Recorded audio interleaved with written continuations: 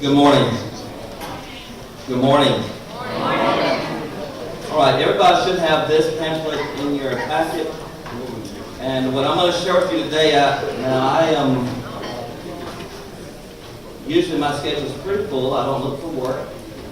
But I'm the equity specialist for the school district. I do a lot of investigations and so forth. And I believe I have probably one of the most important, if you would, presentations today that hopefully keep you employed in Okaloosa County School District and in the profession of education in itself.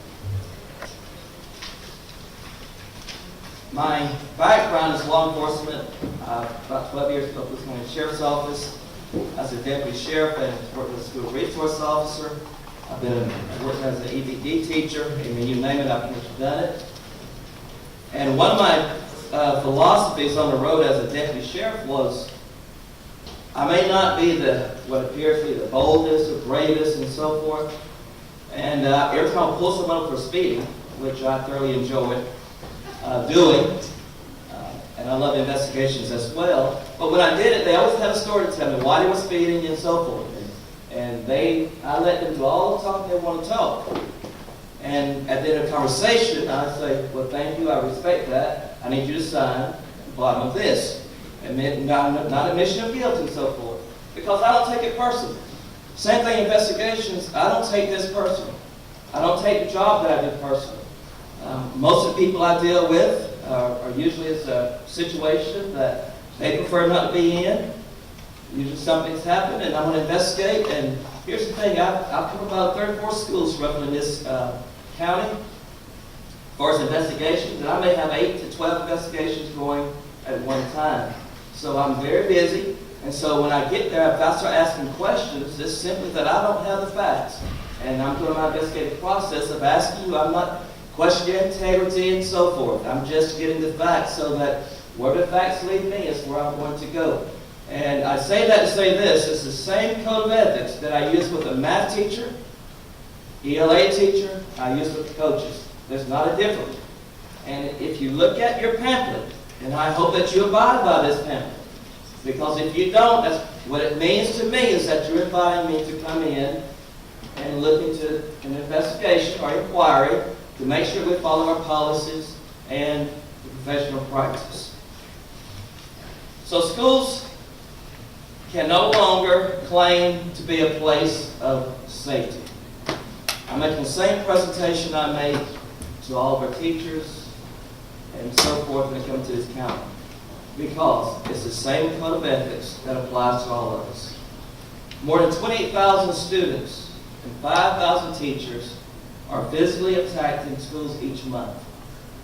Every school day, teachers are threatened with injury and are assaulted. School violence has increased over 50% in the last 10 years. And school employees have to learn how to deal with these antisocial behaviors.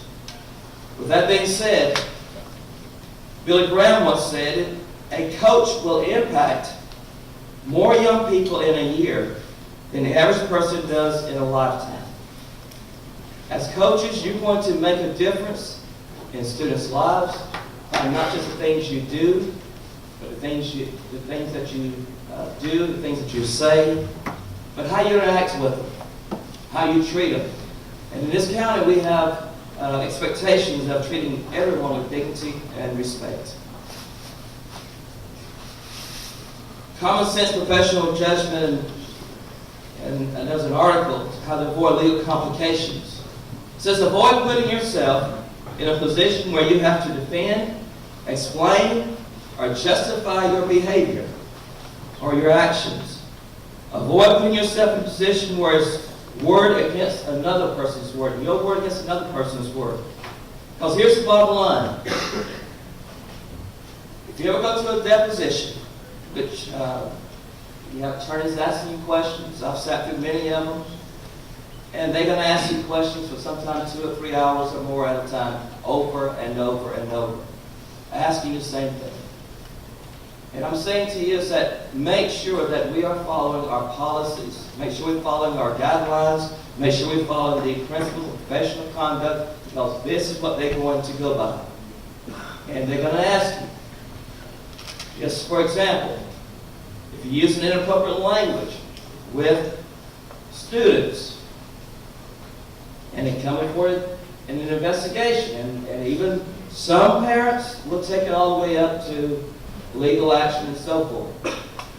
I want you to ask yourself, how can you justify using inappropriate language when we have an attorney sitting on the other side and they're saying it has caused damage, psychological damage, impact, and so forth.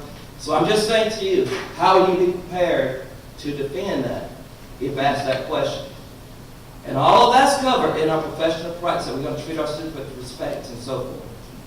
So I just want you to keep that in mind.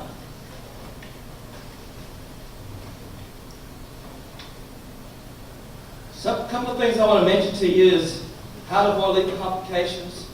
Always maintain a professional barrier between you and the students. You are the adult, the teacher, and the professional. Act like the expert. And you're going to have those students that know how to push your buttons. They're experts at it. And you've got some kids that got all types of, they may be labeled EBD, ESC, or whatever it may be, V. And I like the words of Mr. Farley, but some of them are just BAD. And they know how to push your buttons, and they know how to push you to cause you to say something or do something that we regret later. Do not flirt with students or make emphasis that could be interpreted negatively. You say, that sounds so basic, so simple. But can I tell you, doing this for the last 2.5, 3 years, I've entertained some coaches, I've entertained some teachers, some 30-year experience, some first-year teachers in this same area that I've just addressed. Do not flirt with students. Do not say things that could be interpreted negatively. Do not discuss your personal life or personal matters with students. Keep your hands and other parts of your body to yourself. This is not AT&T. Reach out and touch somebody. Because here's the bottom line. I want you to hear this clearly. If you put your hands on a student and it comes down to an investigation, make no mistake about it, you're going to hear 2 questions asked. Was the student hurting themselves or hurting others? If you cannot answer yes to either of those 2, you're in violation. If it comes down to investigation, those are 2 questions you're going to hear. Was the student hurting themselves or hurting others? Do not harass students. Respect their differences. What you intend as humor may in fact be cultural bias or harassment. And trust me, anybody can make an allegation. We can say things, and that's why we've got to be very guarded in what we say. How could things be interpreted? How could it be perceived? I had one situation that ended up with OCR, Office of Civil Rights. And it was a comment a teacher had made about a student's ethnicity, about the hairstyle and so forth. And it seemed so harmless. But it's coming down to an investigation, all the way to Office of Civil Rights. And their attorneys asking questions and so forth. So what I'm saying to you is, nobody liked an investigation. If I was on the other side, I don't like an investigation. But it's part of the process. So some common areas of teaching, some things I want you to think about as you're coaching, is don't allow yourself to get into a power struggle with students or with parents. I go into a lot of situations, and most of my conversations start with the phone out here. I've got my attorney, I'm going to do this, I'm going to do that. I respect that, so be it. But what I'm simply saying to you is that don't get into that power struggle. Even when I was a teacher in EBD, man, kids love to go off on you. I probably call all kind of names and so forth, but I don't let it hook me. I don't let their behavior dictate my behavior.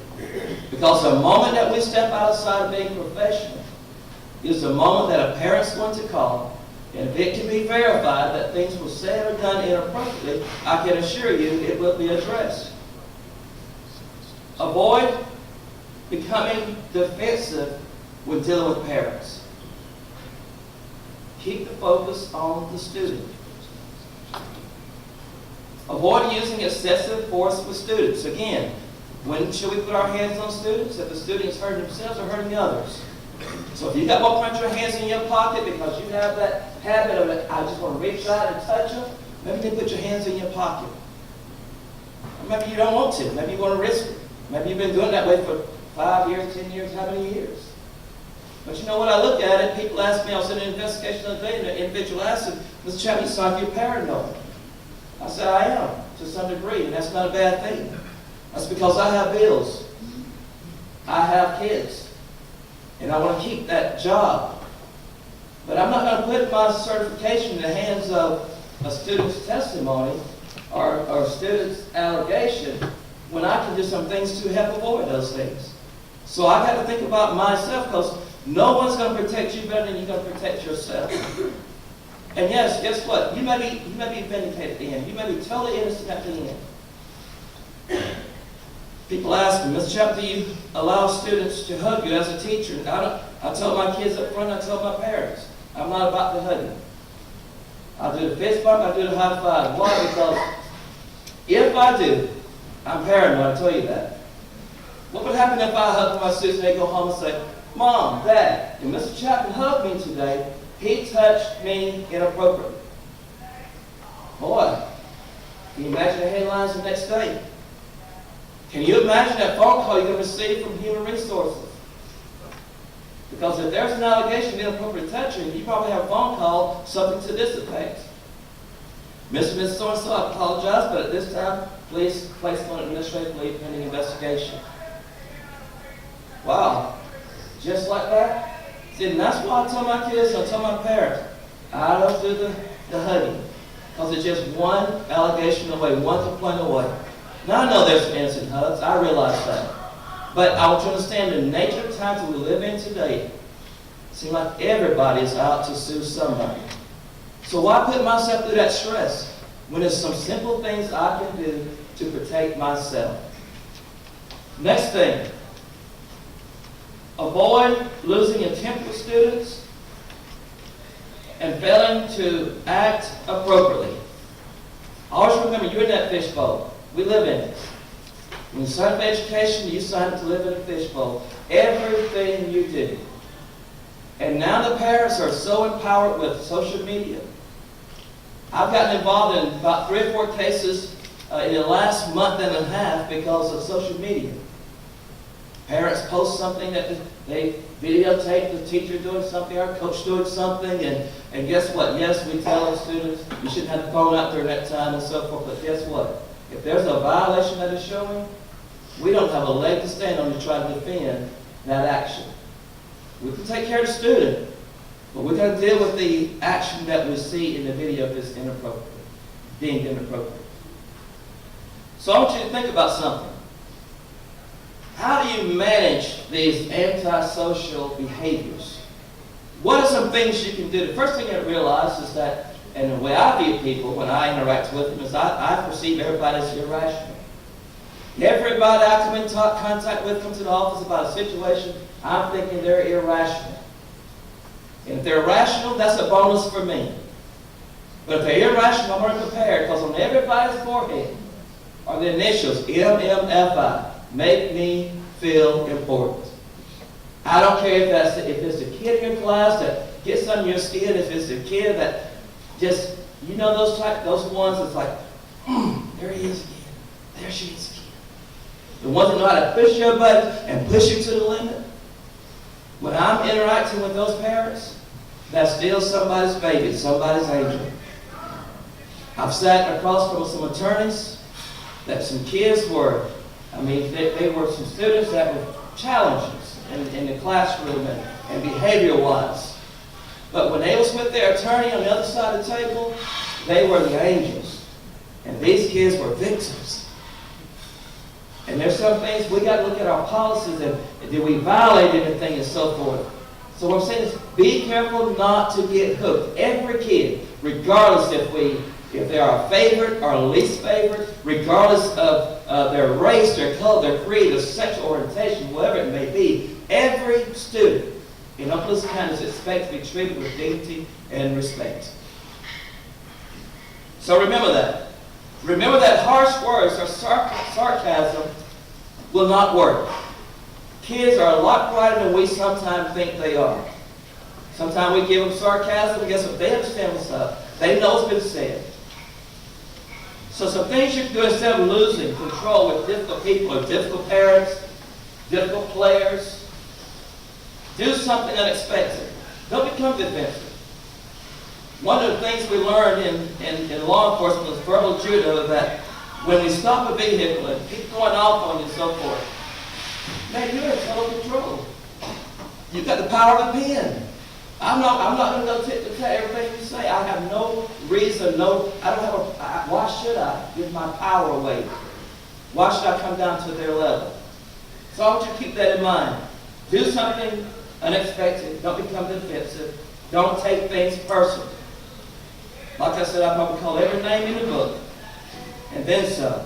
Don't take it personal. Do not allow negative people to rent space in your head. I don't go home at night and be concerned about all the things that I've heard today and all the things I was called and all the things I've heard. Let it go. And ask yourself this question. When you interact with your students, when you interact with your players, ask yourself, is this going to be worth the price I have to pay if I don't handle this the right way? Sure, the kid messed up, we're going to correct that behavior. It's not the correcting part, it's how we correct it. And the same, I cannot stress this enough, the same principle we're going to look at for a math teacher, we're going to look for coaches, and everybody in this school district. It's the exact same. So if I had a teacher in math yelling profanity at a student in math class, if I had a teacher reaching out and touching in a math class, I'm going to investigate it. If we can find a violation and the evidence is there, action will be taken. It's no different. There's not a separate one for coaches.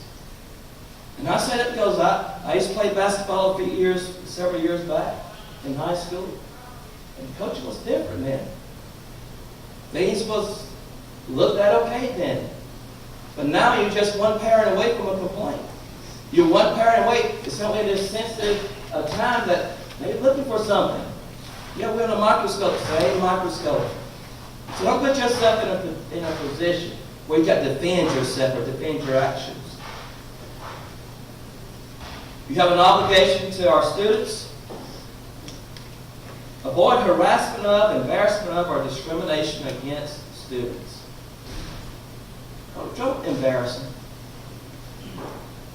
I was in an interview, I call it interrogation,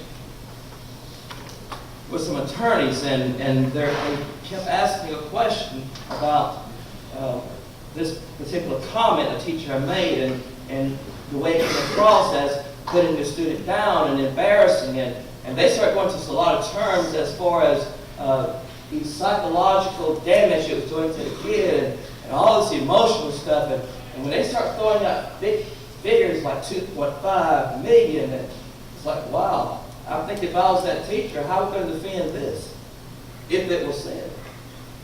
So I'm saying those are the things that you got to start thinking about, is how to protect yourself. I am paranoid. I want to keep my job. There's been false accusations made. We can get through those. But I'm saying to you, as the coaches in this county, I feel the best county in the state of Florida, I believe that. All I'm simply saying is protect yourself. That's the bottom line. Protect yourself. You may say, well, I've been doing this job for 20 years. Nobody's going to tell me how to do it. This is the way I am. Let's deal with it. Guess what? I respect that. However, that could be one investigation away. So you have to ask yourself. I like those saying that I ran across was, change the people or change the people. Change it through teaching and training and so forth. They think differently. Or maybe change people. So we want to try changing that thought process. Okay? But listen, the bottom line is this. Every student, everyone you coach, you're impacting. And they have a right to be treated with dignity and respect. Distinguish between your personal views and the views of the education institution in which the educator is affiliated. You may not totally agree with everything. That's okay. But we're still held to the same standards, the same policies, the same guidelines as everyone else. Refuse to accept gifts or favors which will influence professional judgment. Avoid using their professional position for personal gain or advantage. Respect to be fair to colleagues. That's a biggie. You cannot believe how many situations I get involved in with educated adults teaching our students in the greatest county in the state of Florida, getting along with each other. Some things I've dealt with, I felt like I was back in middle school. Some of the comments. You don't have to like me. Just respect one another. So what can coaches do? Treat all athletes with respect and dignity. Use appropriate discipline. Take injuries seriously. Replace put-downs with instructions. Motivate with praise, not name-calling. And do not accept abusive behaviors by others. I can't tell you how many times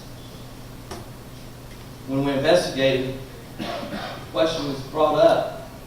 Did anybody else know about this? Because let me tell you something, when it's investigation time, everybody began to protect themselves. Oh yes, Mr. or Miss So-and-so, they knew about it. What I'm saying to you guys, if you see abuse going on or something, hey, let's address it. For the good of our students, to help protect your colleagues, protect one another, protect yourself. If you see it going on, speak up. Otherwise, in a court of law, guys, we could be held liable, you could be held liable. See, what I'm sharing with you today is this. It's how to protect your job. It's how to protect yourself. So I want you to keep that in mind. As I'm closing, I want to share a couple of things with you.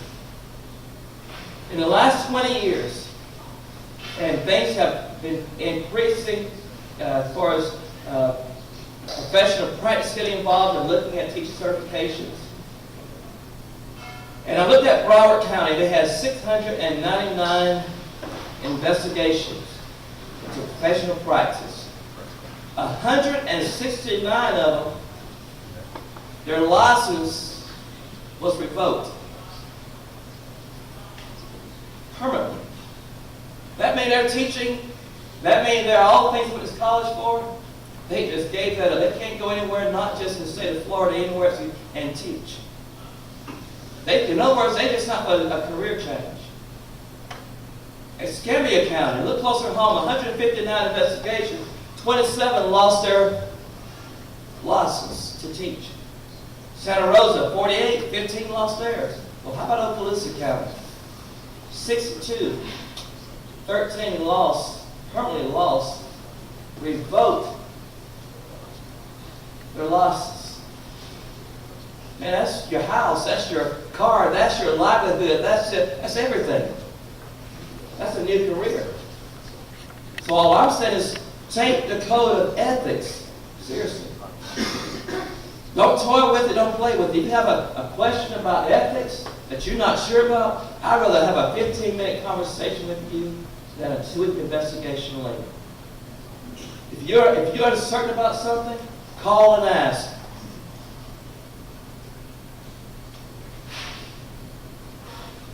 Social media. We do have a social media policy coming out in this district. Guys, once it's out there, it's out there. And I want to stress something, that you may think things are private on social media. I've been involved in the last year, probably about 4 or 5 different social media situations. And the executive director of the union, Mr. Ray Butler, a couple of things he came up with, and I'm going to share those with you, and then I'll be finished. He says, do not post comments about your job duties, your colleagues, students, or their parents to minimize the possibility of disclosing confidential information, sharing information about a private workplace complaint, or unintentionally posting something that could affect your employment. Never post comments that reflect negatively on your school or the school district. With that being said, there's only one code of ethics. If I can be of assistance, I'm a resource for you. If you have a question, I'd rather be asked the question up front. But I ask you, please, don't gamble with the code of ethics. It's two different investigations going at one time in certain situations. I can do my internal investigation for the school district, make recommendations. The other is professional practice. Those are the guys, those are the ones that hold the certificate, decide if you're going to be able to teach, coach, or anything else. So thank you for taking time to listen. If I can be of assistance, let me know. Thank you.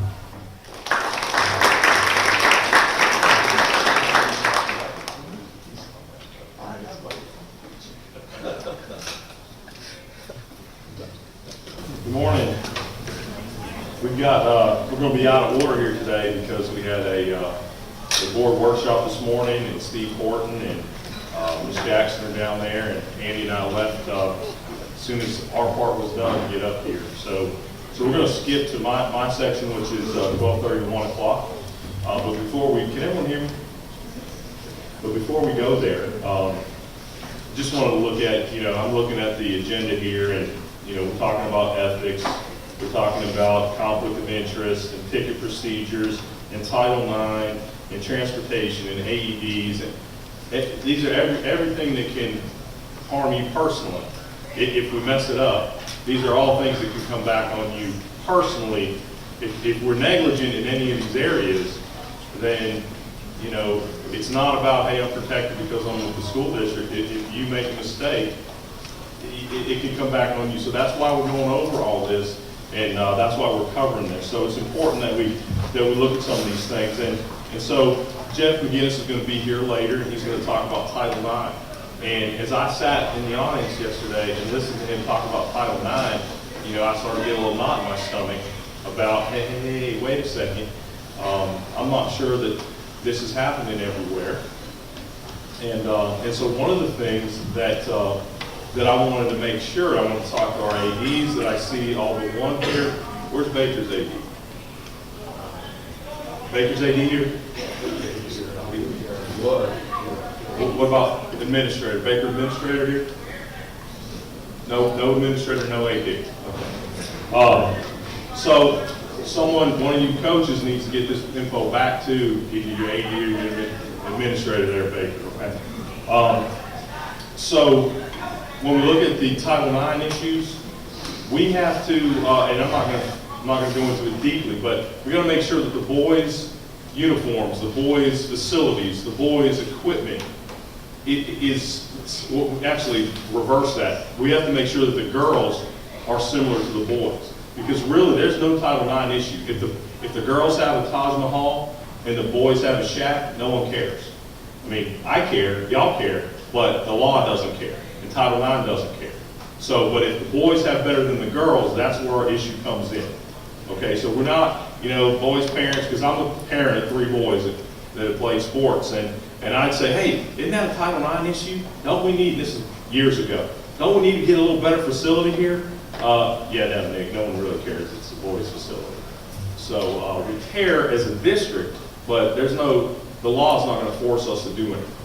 So when we look back at Title IX, making sure your jerseys or your uniforms, if the girls' softball has, 3 uniforms, the boys better have 3. It's got to be similar. And the boys better not have stitched letters and the girls have press-on letters. It's got to be similar.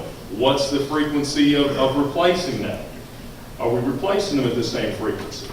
Well, I'm a parent of student athletes. So I'm part of the fundraising committee. I'm raising money, and we're trying to take care of our boys' team, whether it's soccer, baseball, football. And I'm not really, we as parents not really worried about what's the girls softball doing or what is, what's the girls soccer doing. We're worried about taking care of our kids because that's the parents that are working for you. So that's where the administrators and the ADs come in. All right, we've got them, Brian and I and Mr. Johnson were talking yesterday. We're going to request from you guys, hey, what's the frequency of uniform renewal? We got to make sure, and it's site by site. So, hey, let's say we all know there's schools with a wealthier demographic than others. And so we have to make sure that at the same school, the softball and the baseball, if we're getting new uniforms every 3 years, well, then it needs to be the same at that school. Another school, maybe with a more active booster club, maybe they get new uniforms every year at that school, and that's fine. But it's a school by school thing. So we will be contacting you here shortly just to make sure that we have our ducks in a row. And I've already talked to Steve Bolton about some facilities issues, and we will be addressing those as a district where we don't have equity in some of these facilities for boys and girls. So again, we'll be looking at the girls' facilities, trying to upgrade them in some of the schools where there's maybe a concession stand in one school and the girls don't have one. Or there's a press box that the boys have a press box and the girls don't. Well, if you have a situation like that, notify me, Steve Bolton. We've got to get that stuff fixed, and we've got to be in compliance. So help us with that, and let us know if you see any inconsistencies in your school. But for the administrators and the ADs, we've got to make sure that our school sports, so football and volleyball kind of go together. The basketballs, boys and girls. It doesn't matter. Let's say at Crescent High School, see Tim there. If girls soccer and boys soccer gets uniforms every 3 years, but boys and girls basketball get uniforms every year, that's fine. It doesn't have to be across your school. It's sport by comparable sport. Okay, so it's soccer and soccer, basketball and basketball, football and volleyball, baseball and softball, and track is track because it's track and track. So, and I know I missed other swimming. I didn't mean to leave anybody out, but there's other sports out there. Okay, so moving on, because that's really not my issue, but it's going to come back later. You'll hear Jeff talk about that. Ticket procedures. Just want to say a word about ticket procedures. Ticket procedures are very important. We'll have someone from the finance department here talking to you about proper ticket taking procedures, and just be sure we follow those because that's an area that can get us in trouble. Okay, transportation trip requests. I feel like I'm preaching to the choir because y'all do such a great job getting me the TDEs, and so just to review, there may be some new coaches in here, so I'll be very quick. For every coach that you have, I need a TDE form sent to my office, signed by your principal, approved by your principal, sent to my office, and then also a trip request form. So let's say we're talking about girls basketball. So the two coaches, I need a TDE form for them, for each coach, and then one student trip request. And then if you include a season schedule, then we don't need to do a TDE and a student trip request for every single game. If you include the schedule, we do one of each, one TDE for each employee, one student trip request for each sport, include the schedule, and we're good to go. But it's very important that I have that. So if I don't have that, and there's a lot of you out there, and so every once in a while I'll see the principal didn't sign the form, I have to send it back. Or hey, you send in some TDE forms, but I don't have a student trip request form. Well, I've got to send that back and contact and say I need those. There may be some I miss. So, I don't have a checklist of every single sport from every single school that I check these off on. So if you as a coach fail to turn that into us and something happens, that's on you. So that liability rests on you. And so the form, the student trip request form, removes the liability in a way. It protects you by making sure that's turned in, because the principal's the one who signed off on it and said, yep, everything's good to go. I checked it, principal's signature, then it comes to me, I sign off on it, we file it, and then we're covered. But if you fail to turn those in, that comes back onto you as an individual and the school. But you are individually liable, and that's your house, your car, all that stuff comes into question that Mr. Chapman was talking about earlier. We don't want to go there. Okay. Weather bug systems, we put that in to protect us in situations where we have lightning. So every middle and high school is covered. Right now, they're all operational.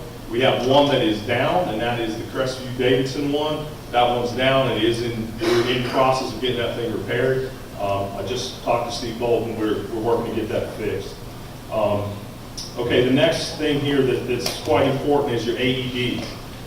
You're going to hear later, you're going to hear Andrews Institute talk to you and say the optimal time once a student collapses to the time you get the pads on from the AED is 3 minutes.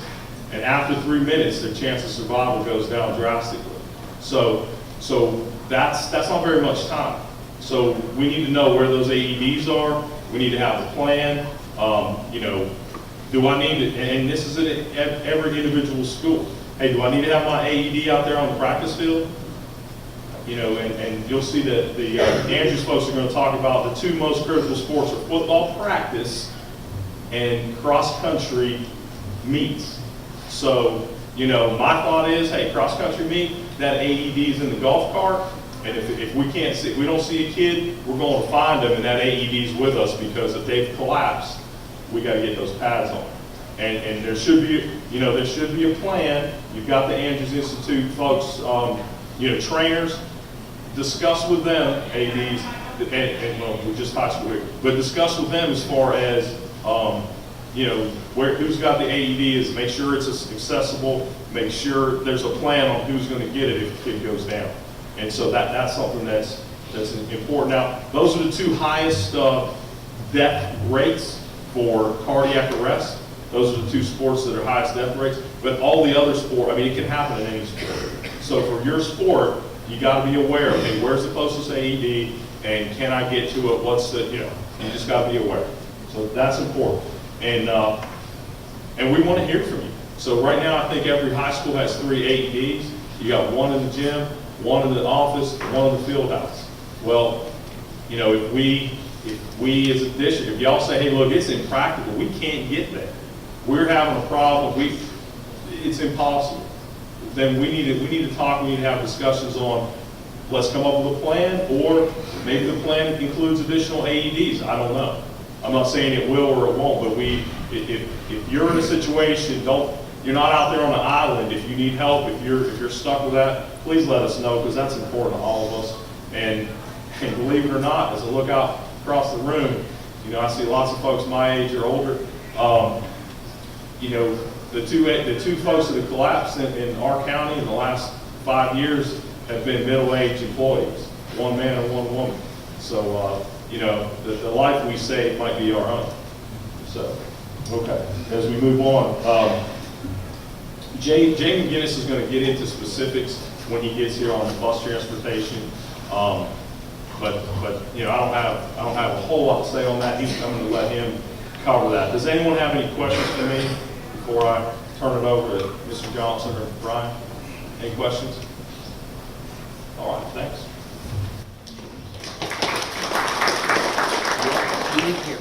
Julie's up? Okay.